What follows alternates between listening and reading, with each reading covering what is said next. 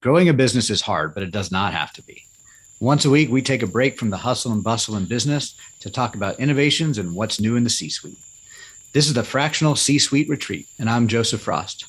Pull up a seat at the fire, grab a drink, smoke a cigar, and just join me as we relax, learn, and get inspired.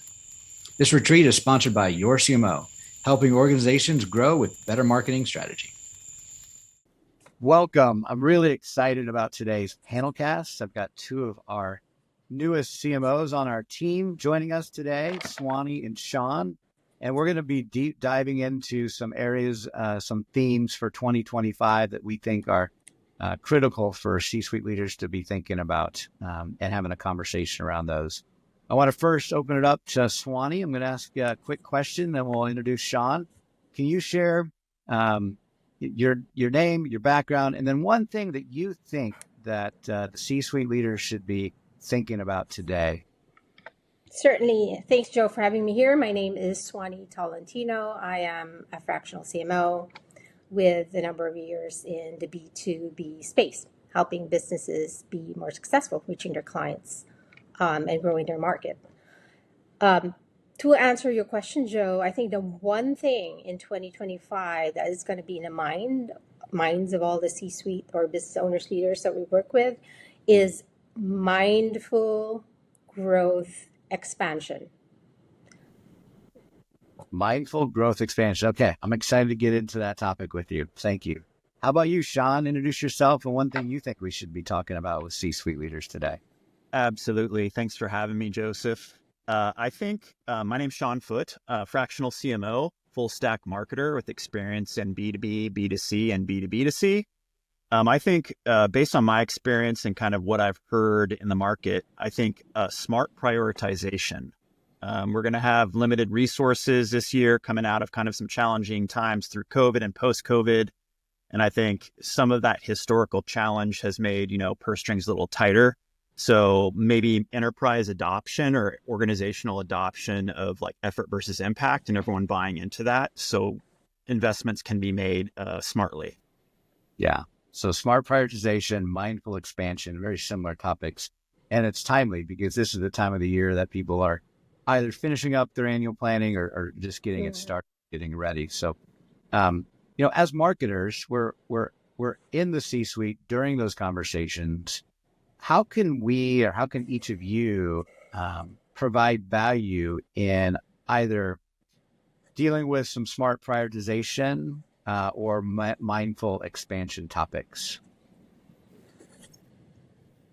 Yeah, I think as a data-driven marketer and business leader, I think I always point to data and what the story that tells to help kind of weed through some of the noise, so to speak, and set it up for we got to first figure out what we need to prioritize. Then we have to do some modeling on it or at least have some conversations around again, that effort versus impact model where you're talking about what can we do that requires the least amount of effort, makes the largest amount of impact. And that's how you start to prioritize what projects get the funding and how the enterprise rallies around various efforts. Yeah, and data is always a trick in our business. There's so much data these days. How do you determine how to get the right data to help make those informed decisions? Yeah, it's a great question. I've done a lot of architecture around analytics, and I think first you have to make sure it's clean, of course, because operating off dirty data is a mistake a lot of businesses make. So making sure it's clean, making sure your tracking is clean. And I'm looking at this from a digital perspective, of course. And then I think, again, you go into, at least what I've done historically, is you go into business questions and what business questions need to get answered with that data. And then once you have an idea, the data is clean, you have the sources intact, and you understand what business questions there are that need to be answered, you can start to answer them by visualizing that data. Then that helps kind of determine what is worthwhile continuing to focus on versus what isn't. And Swanie, what are your thoughts around mindful expansion conversations and whether that is inclusive or complementary to the data-driven approach? Yeah. So I think it's great that Sean had raised data or data, however you want to pronounce it. It's It certainly is very critical for organizations to be informed, before making a decision, but it always is a balance. So to me, mindful expansion or growth is really around being very cognizant of what the organization's business goals are, right? Short and long term, but also balanced it with the organizational capabilities and being very transparent about what is needed to be successful. And that could be people, process, and technology, right? That whole blend of all of those things. So mindful means informed. Mindful means you know where you're going. You'd say it's a vision. I'd say it's just knowing the path or the goal, your short and your long term goals, and know where you're at, basically. Um, when you blend all of those things, all the other things we talked about that you could bring into the table of exactly who you're going to target, your understanding of your customer, you're mindful about where you're going to put your dollars. Which one are the cash cow that's going to feed your business, which ones are going to be a long-term investment, and understand it as such, right? And also adjust your expectations around it. So it's a whole blend of all of these different things versus a shotgun approach or a reactive approach almost, right? Of putting out fires. That's probably the worst situation you can ever find yourself in, frankly, in a business. And how does having access to a strategic, experienced marketing leader help with those mindful expansion discussions, or even those data-driven discussions, versus maybe a more mid-level or lower-level marketer that has the same access to the data and the same access to maybe some of the goals and desires? What is the difference of somebody who's a fractional CMO that has that strategic mindset going into these conversations? Yeah, I'll kind of take a first stab at that. So I think businesses thrive with strategic marketing leadership because there's alignment between teams, resources, and ensures long-term growth, right? And I think marketing leadership, effective marketing leadership, isn't just about campaigns or tactics. It's about understanding business goals and crafting strategies that support those goals and drive measurable impact. Again, coming back to the data aspect. I feel like a strong marketing leader acts as a bridge between the rest of the C-suite, sales, and creative teams, and that helps ensure alignment and focus, right? I think what a lot of organizations are lacking now is focus. They don't really know what they don't know and what to rally around. And I think today, speaking, as a digital leader, and it's a digital first world, and leaders need to guide companies through the constant change and innovate and stay agile to customer behavior and technology, right? We're focusing, I think Swanie mentioned understanding your customer, but what does that really mean? What motivates them? And how do we really put our messaging and everything in our product in front of them in a smart manner? What about you, Swanie? So that's strategic, right? Usually that means if you look up the Webster dictionary or Google the definition, it is an adjective, right? It talks about long term, setting out a path, being deliberate. And so I'd say when you listen to those words, right, and you think about that versus somebody who comes in just very specifically skilled at what they do, there lies a fundamental difference too, right? A strategic marketing leader, or at least what I try to bring to the table, is this big picture, right? This comprehensive knowledge of understanding what one can affect the other. Oftentimes, there is that both bird's eye view and the specific skills in that function to even sit alongside a web person, right, or whomever is the member of the team that executes certain functions. So I go back to the question, right? As a strategic marketing leader, you are there to help pull the right levers for the business to achieve the goals, and many times they have to make trade-offs, right? Running a specific event campaign that's always been done may not be the right thing to do, but you have to be prepared to have the hard questions. you can't just execute mindlessly either, right? And it's all because if you have a strategic leader that cares about this business as much as the business owner or the other C-suite execs does, right? Then that is really, to me, the value of hiring an experienced strategic, marketing leader or a CMO versus, hiring very specific individuals or agencies to do very specific functions that they probably will do really well, by the way. I'm not saying otherwise. Love working with agencies and other members of the team. But, therein lies the difference. Yeah, I think the other piece is a strategic, experienced marketing leader is going to come in and ask the hard questions that maybe a more tactical junior leader won't feel comfortable or not know how to ask. Why are we doing that? Why do we think that's the right target? What's the other thing going on in the business that suggests that this is the right path or the wrong path? And a good strategic leader is going to be part of those tough questions that help really hone in that long-term vision.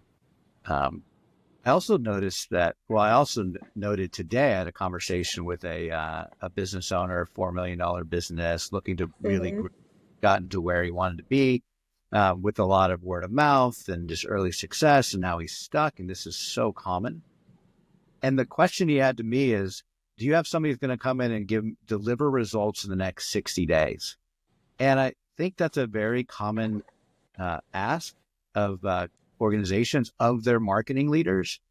But a strategic leader is going to answer that question, I think, differently than a more junior tactical agency leader. And so my answer was, I think you should beware of anybody that says yes to that question, because it's going to take 30 to 60, maybe 90 days just to get the right strategy in place. It hasn't worked for the last couple of years. You haven't had a new client in 2 years. Why do you think someone else is going to, come in there and automatically generate results in 60 days?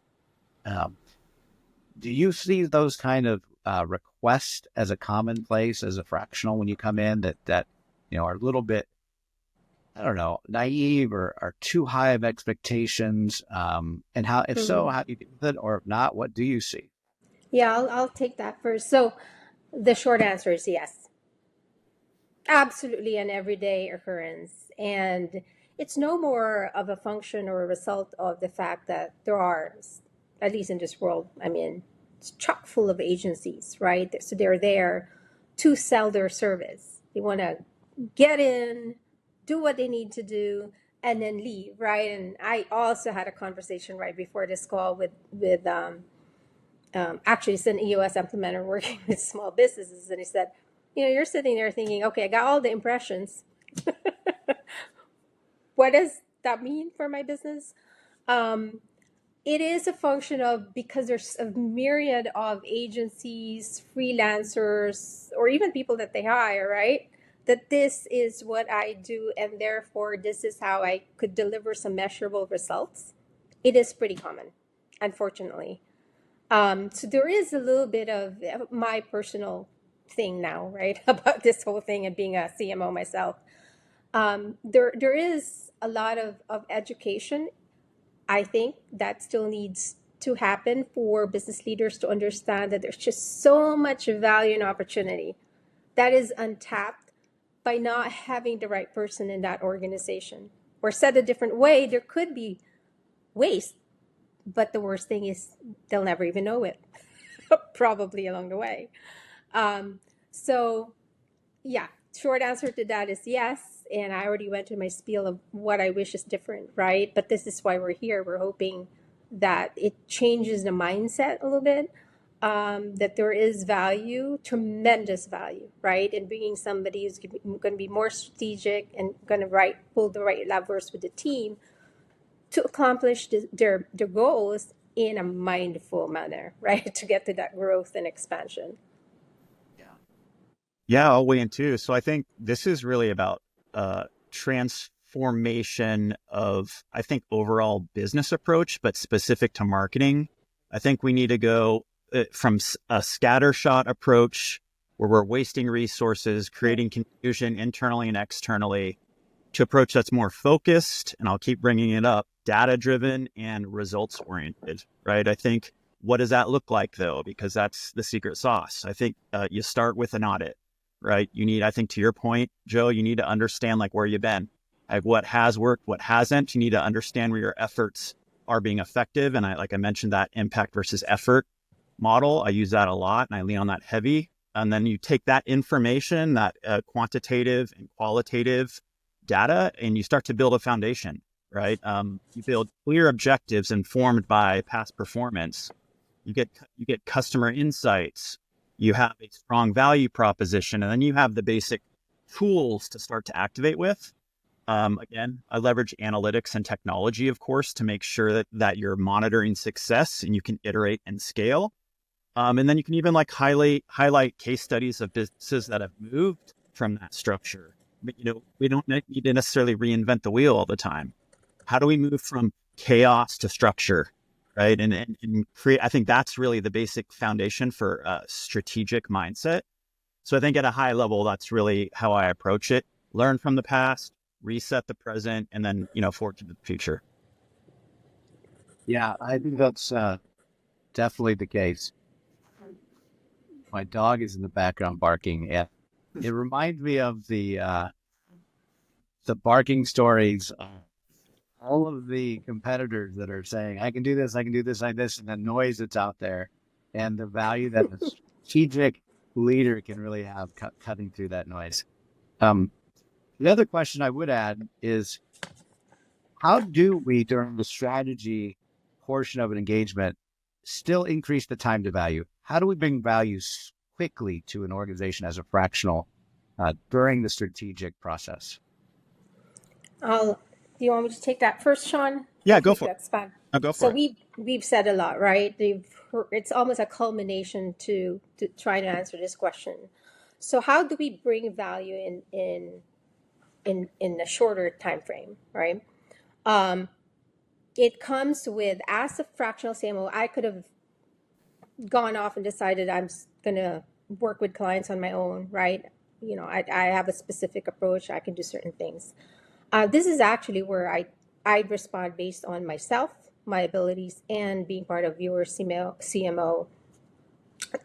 There's two things I'm looking at: your experience as a CMO and the process and the methodology that goes with being able to execute, things fairly quickly.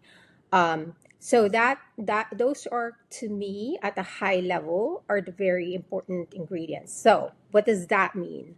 One, do we have the knowledge of what are all the key elements to be able to drive and execute an integrated marketing function in your organization? Things like technology, CRM, right? The second thing would be the process, right? How are people, process, and technology, right? So the people includes the ability to execute certain things. So an assessment of the organization's capability is a methodology and process approach we have that can be stood up in a relatively short amount of time, whereas in other organizations, it could practically take 6 months to a year. Especially if you're not mindful of it, you're going to eventually know it, but probably will take you a while. You'll bump into things, right? And that's where inefficiency comes. When you have an end picture in mind, when you can do the assessments up front of the organizational capability, when you can sit down and create a foundational plan that truly is in tandem with the business goals, and have the methodology again and the process to be able to build that, get all the key parties involved, agreeing, nodding, and yet still maintain a flexibility on how you execute that. And how do you execute that, right? We have this taking your 2-year goal to a 90-day sprints, identifying key activities or rocks, we call it, to execute, and rallying the team behind it. That in itself is also a discipline and a process, and yet have the flexibility to adjust that according to what's happening in the business. So again, right, the experience, the person, people, right, the process of how you're going to be able to integrate it. So you have to look at the organizational capability to do that, right? And I'll take technology as a combination of technology, but also the methodology in itself. So when that is done properly, then you give yourself the opportunity to be able to create value in a really, really relatively short amount of time. That turns the organization from a reactive mode, into more of a proactive mode, right? Of executing the marketing function. Yeah, I totally agree with all of that. I think it's a matter of what you're working with. You have to really understand what the organization knows about its performance versus what it doesn't, first and foremost. Because if I'm a very, two things I think of often are efficiency and effectiveness, right? So efficiency is with looking at data and putting it up against benchmarks to see like where we can be better, right? So highlighting that, and effectiveness is basically your relevance in the market.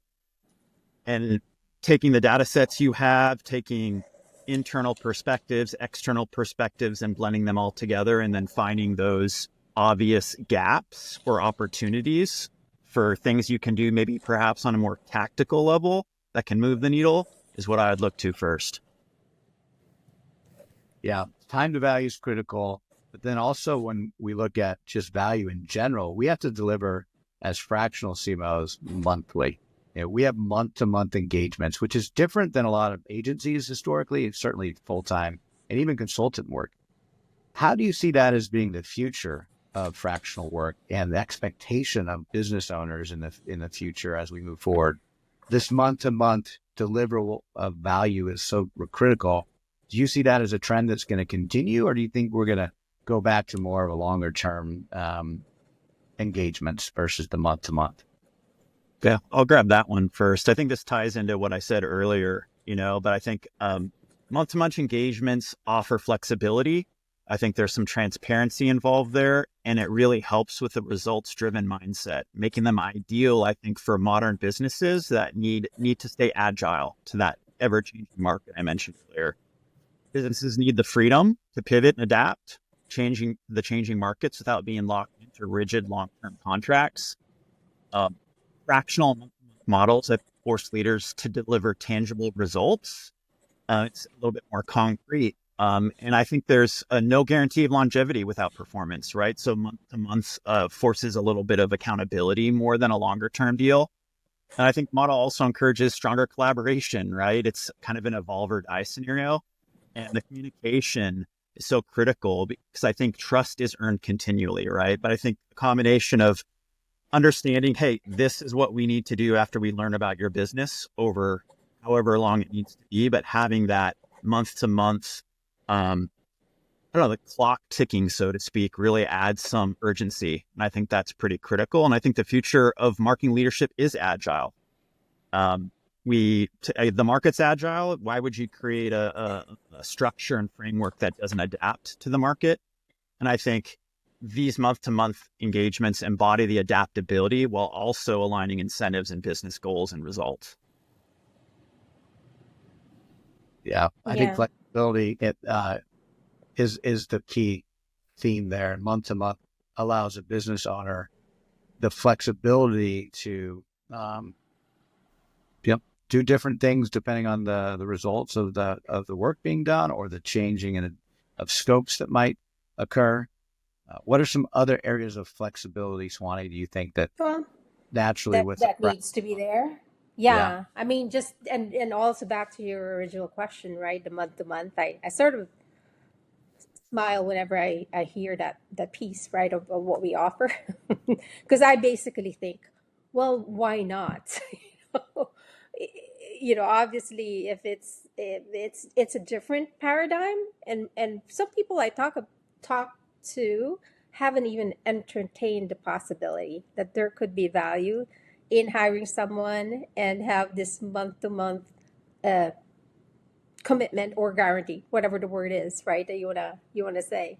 So why not? Look, every business owner and their customer, whether it's a consumer or another business, know that they have to earn that business, and they know that that customer can always walk away, right? And so that's just the nature of the market now, right? There's so many choices.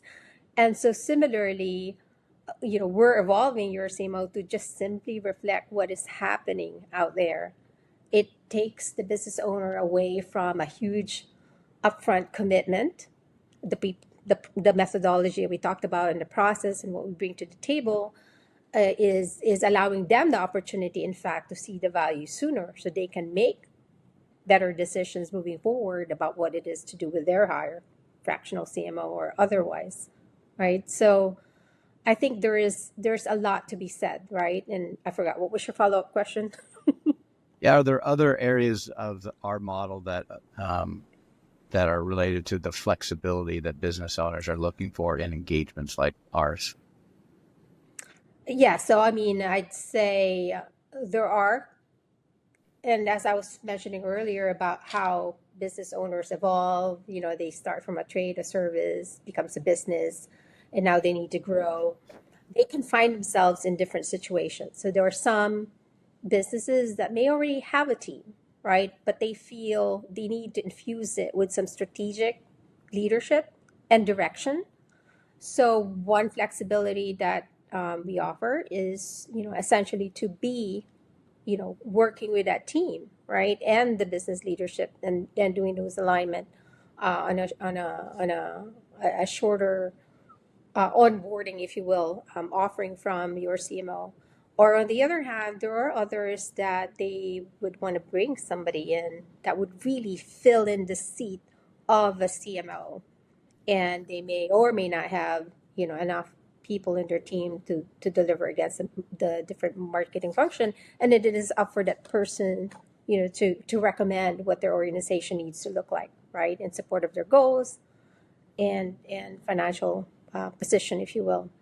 So we've got flexibility along that range, right, of being able to come in as an advisor, or as a hot, warm bodied CMO that's sitting in that leadership organization within the company.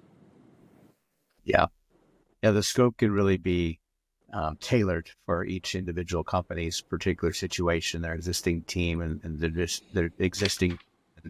That's part of the process that we built. That flexibility is built in, along with the month-to-month engagements, makes it a really attractive offer.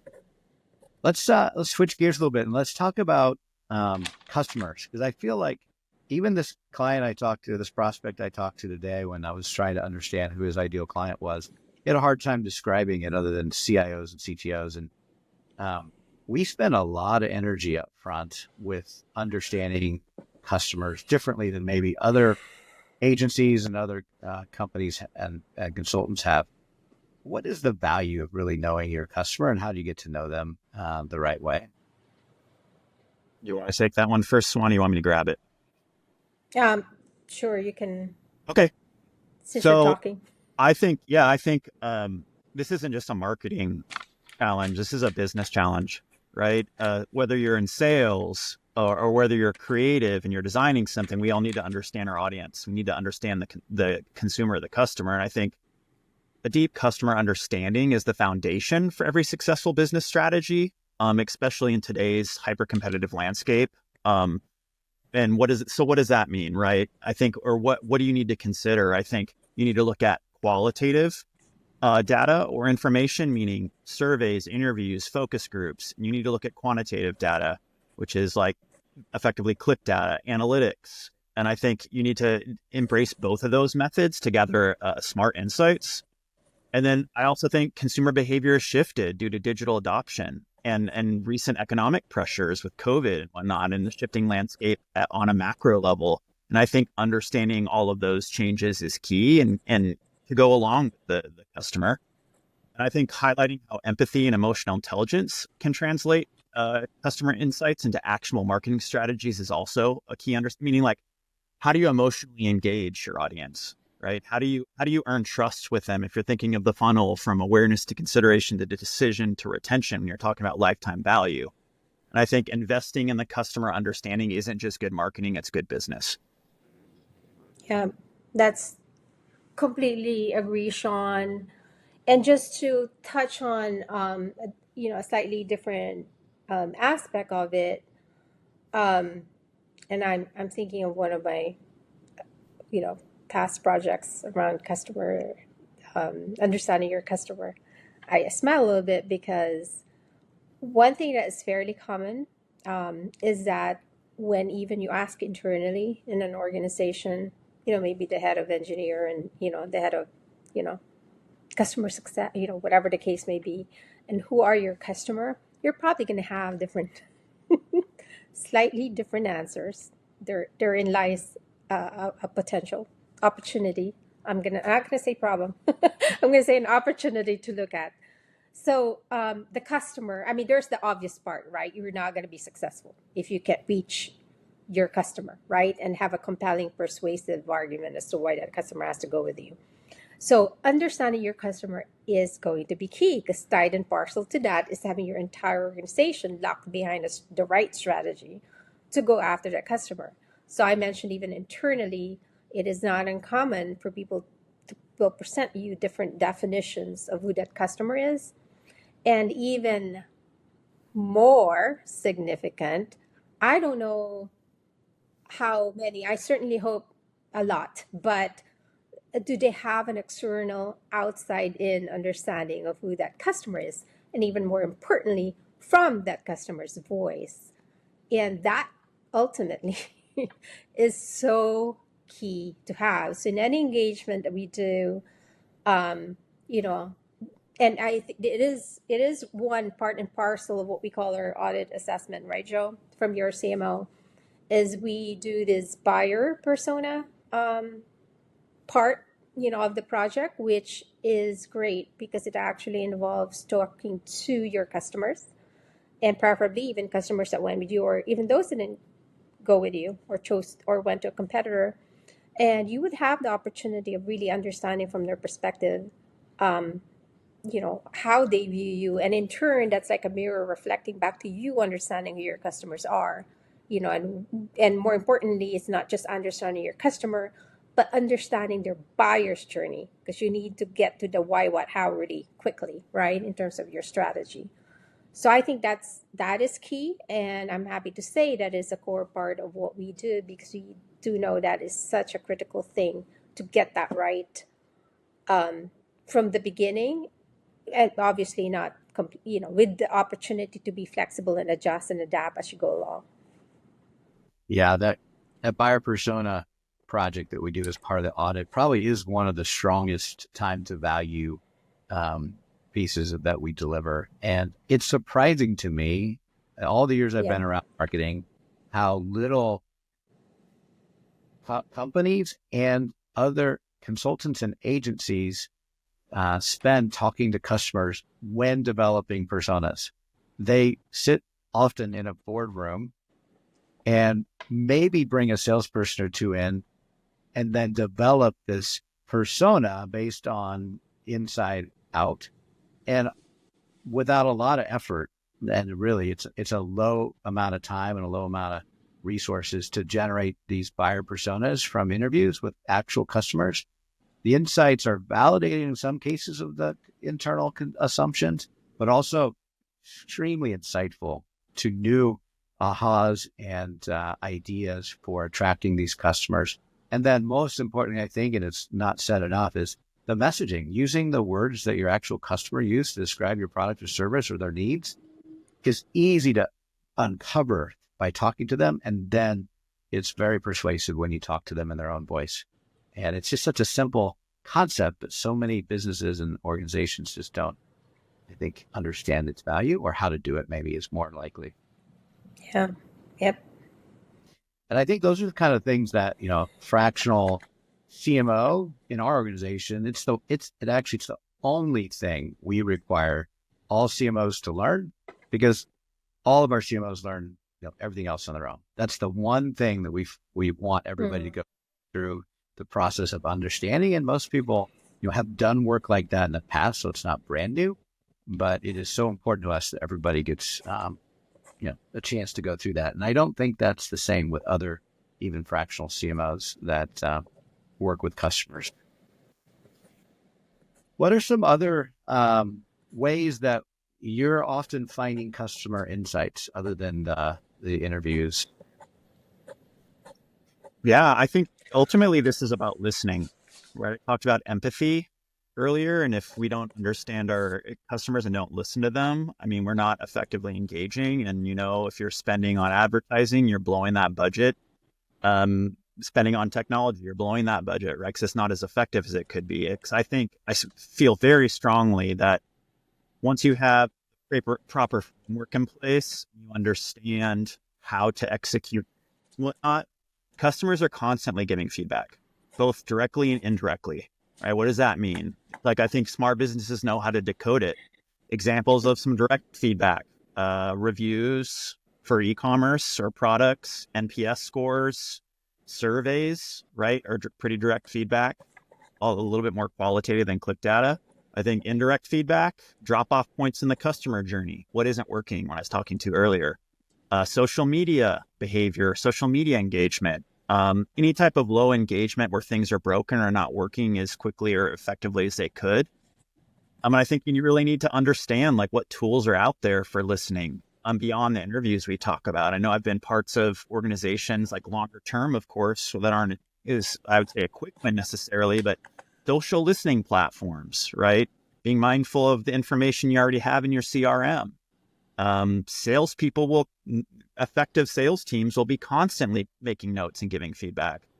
So I think, again, listening to your customers is the first step, and then acting on what they're saying is what builds advocacy and ultimately drives long-term success. Yep. Swanee, what are some of the tools or technology that you found particularly useful for understanding customer data, customer insights? Well, I mean, there's some out there actually in the AI world that I'm also like even just playing around with, right?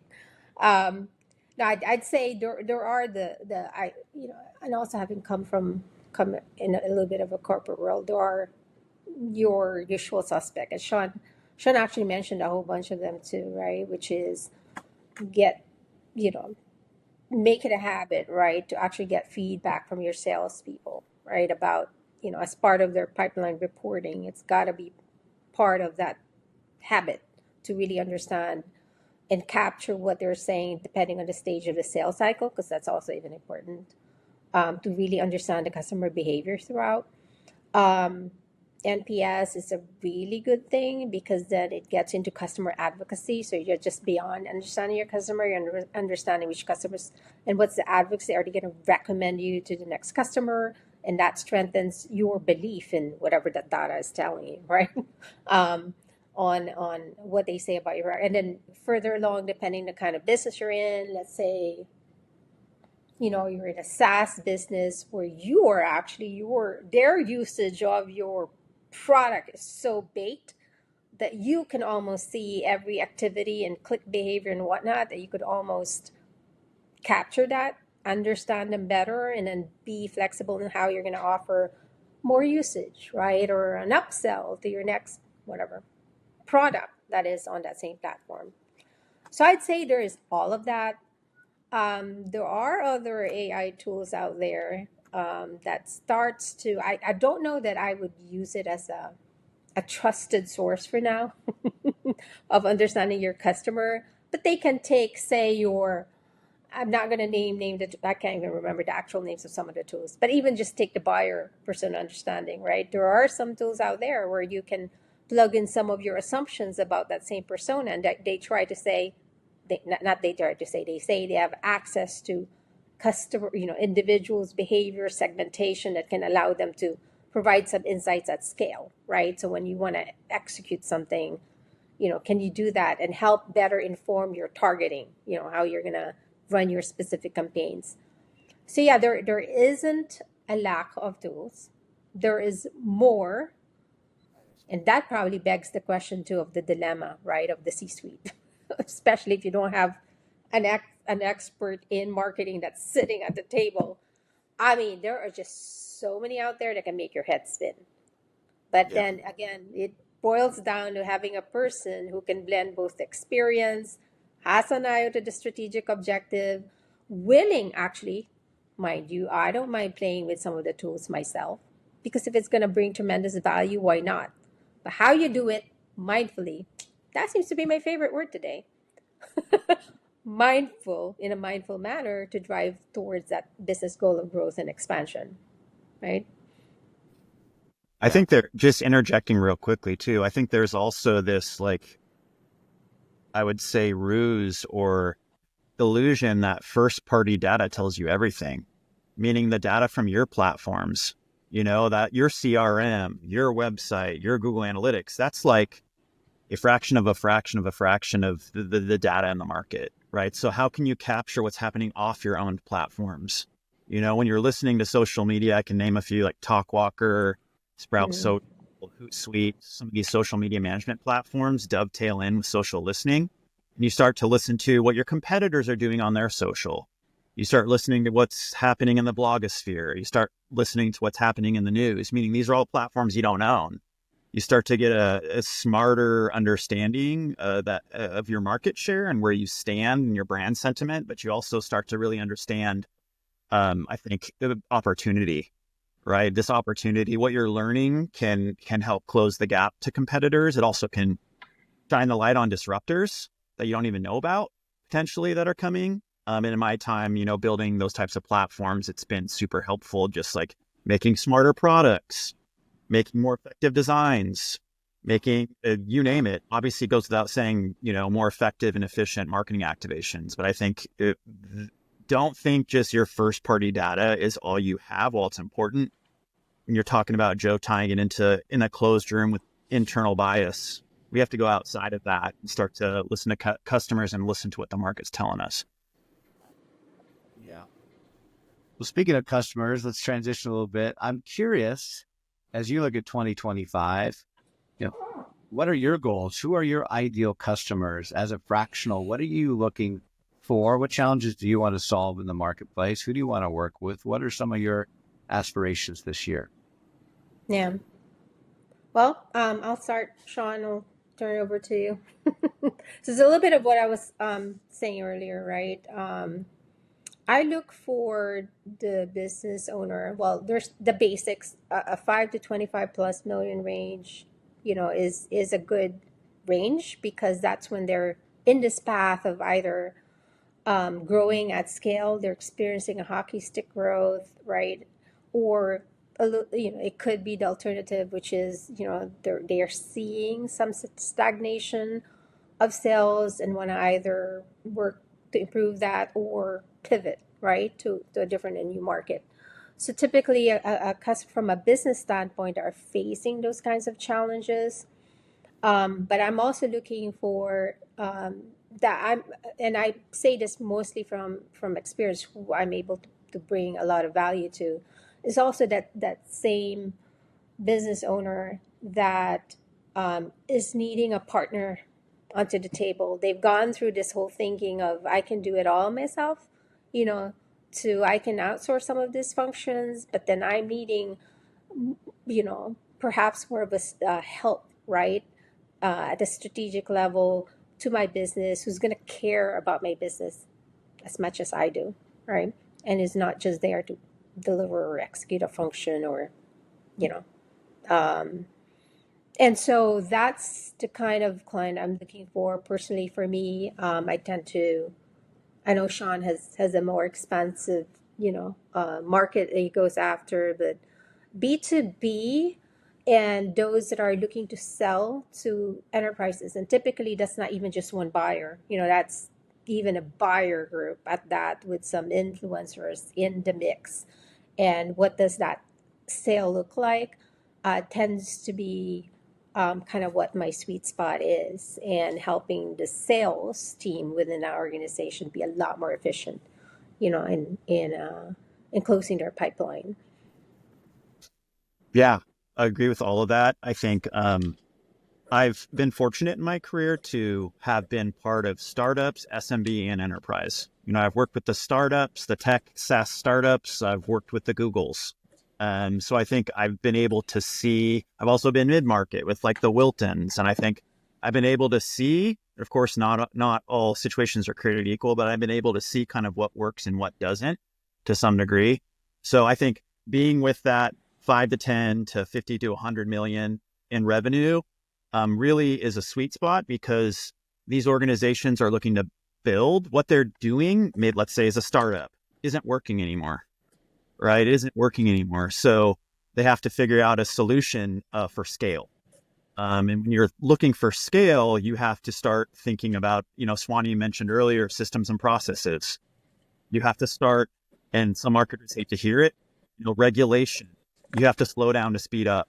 And having an experienced CMO or any fractional leader that has been through it before can come and kind of hold the hand, so to speak, of the business owner that hasn't done it and can save them a whole lot of time. You talk about time to value and a lot of money in that process. And that can be another way I look at it is kind of like maybe potentially project management. So you can execute cleaner. It can be analytics, building a better, solution there. So you have the data you need to make better decisions. It can be more understanding of your audience. So you can build more effective content to engage them through the buyer's journey. So I think that's really, I look for revenue numbers there, but really I think to Swanie's point, and I'll use her or a term, I guess, expansive mindset for the business owner that understands they know what they know, but they also know what they don't know. And that's really what, so some humility, I guess, is a key word there. Yeah. I think client and CMO fit is really important, and especially in fractional situations where you're not in the office every day and you rely on some remote trust building that has to happen for things to get done. And if that fit's not there, that's really hard to accomplish, even with the best processes and people. So that cultural fit's really key. I'll put you on the spot, Sean, and then I'll do the same for you, Swanie. But sure. What are the 3 reasons why someone should consider hiring Sean Foote? Oh, me personally, or are we talking about the model? I'm talking about Sean Foote.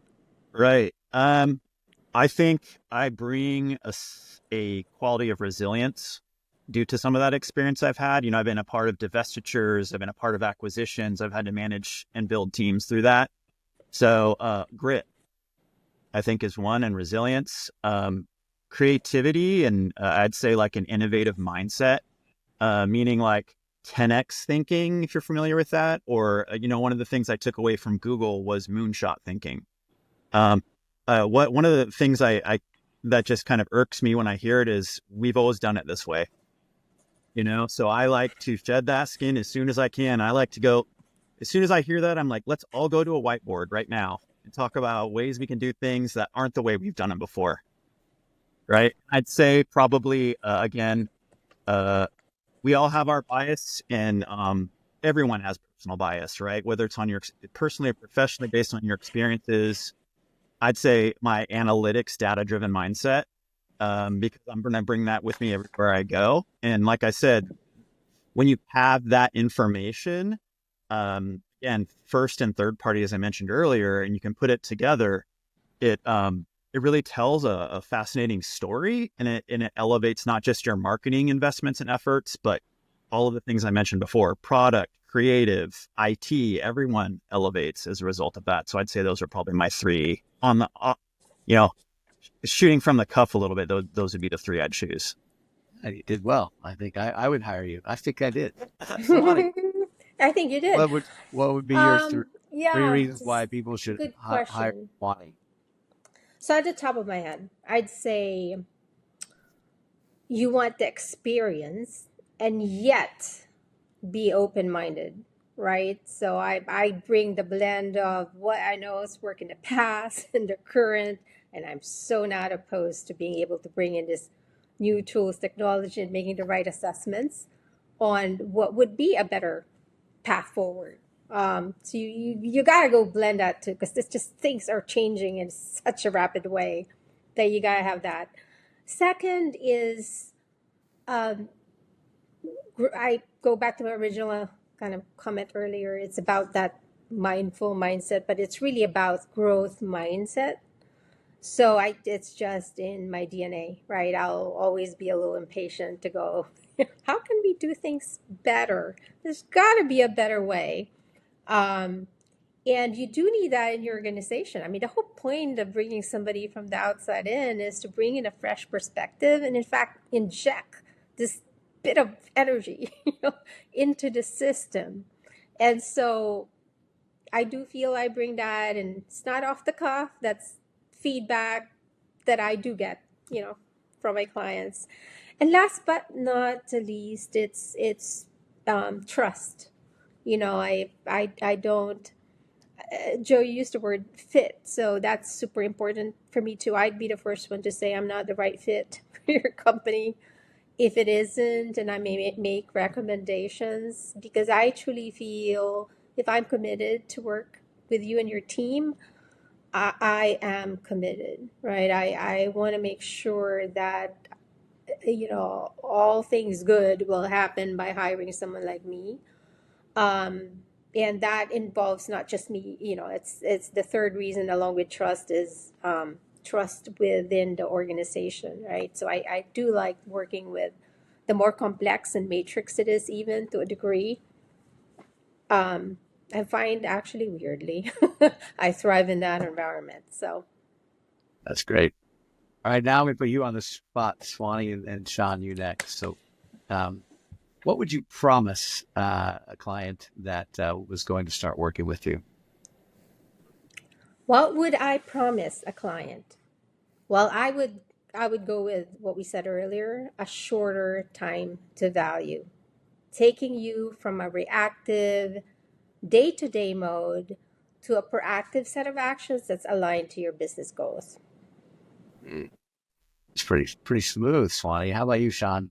Yeah, I'd say similar to a lot of our discussion today, I can guarantee without a doubt, if you follow our framework and you leverage my experience, you're going to have a better understanding of your audience and by extension, the market. And that will, again, not just impact your marketing. We have to think bigger than that. This will lift your entire organization or enterprise. So I think bringing that focus again beyond just that first party, what we know to what we don't know, I think, and understanding, providing the tools and the process to better understand their market is really important. Yeah. Well, I want to thank you both for being here today. I think our promise at Your CMO is that it's the combination of the proven process and the strategic expertise that provides way better marketing. And hopefully some of the listeners today and viewers got a little bit of insights to help them think about marketing differently from you two. And I really appreciate both of you being here today. Thank you. Absolutely. Thank you, Joe. Thank you, Joe, and nice to be in here with you, Sean. Absolutely. And thank you to our listeners. I know my producers always tell me to make sure to remind you to subscribe and download and do all that good stuff. But more importantly, just tell people about what you heard here today if you think it was interesting, and come back and listen to more of our podcast. We appreciate having you. Thank you very much. And that's a wrap. There's another successful episode of the Fractional C-Suite Retreat. See our show notes and more episodes at fractionalcsuiteretreat.com. This podcast is sponsored by Your CMO, helping organizations grow, save time and money with better marketing strategy and fractional execution. Visit them at yorcmo.com, yourcmo.com. Spelled wrong on purpose.